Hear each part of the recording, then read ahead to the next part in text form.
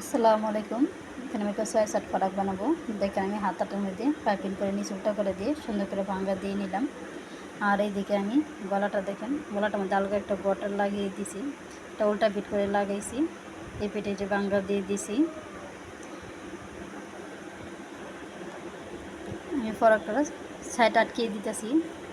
হাতা দিতে আমি উল্টা করে সেটা ডাবল সেলাই দিয়ে দিতেছি। হাতাটা আটকিয়ে দেখিয়ে দিতেছি। দেখেন আমার জয়েন করা হয়ে গেছে বডিটা। এখন এই বডিটার সাথে আমি এটার সাথে লাগিয়ে জোড়া দিয়ে দিব। এটার সাথে দেখেন আমি মাজার কাপড়টা আর ভিতরের এই কাপড়টা যে জয়েন করে নিতেছি। এটা একসাথে জয়েন করে নিব। এখন দেখেন এখানে আমি পাইপিং করে নিতেছি মোটা করে, যেহেতু এটা এলাস্টিকের বিল হবে এর জন্য ফরাকের মধ্যে আমি মোটাকে উল্টা করে ভাঙ্গা দিয়ে সেলাই করে নিলাম। ঠিক আমি উল্টে দেখিয়ে দেব। উল্টে নিতেছি, এটাকে এভাবে করে দিয়ে উল্টে নেব। এটার মধ্যে যেহেতু এলাস্টিক বড় হবে, এলাস্টিকটা এরকমই চওড়া এই মাপের, তাই আমি এটাকে উল্টে নিলাম সুন্দর করে।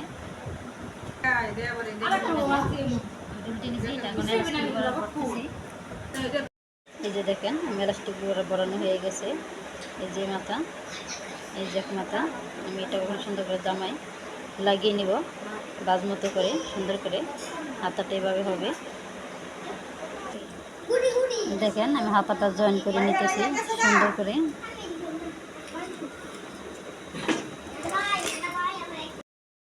এই যে দেখেন হাতাগুলো আমার লাগানো হয়ে গেছে। আমি দোনোটার হাতা লাগিয়ে ফেলেছি। তখন আমি বুকের কাপড়টা লাগাবো, যেখানে আমি ফিতা লাগানো সিস্টেম করতেছি।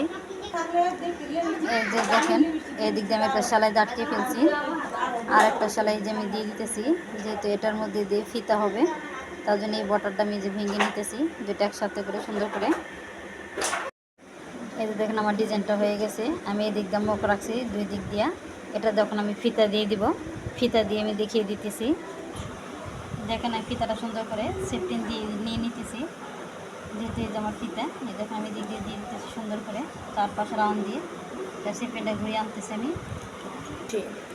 দেখেন এটা আমি ফিতাটার ফুল করে নিছি, এটা জোড়া দিয়ে দিছি। এটা আমি এখন চারপাশে কেটে নিতেছি।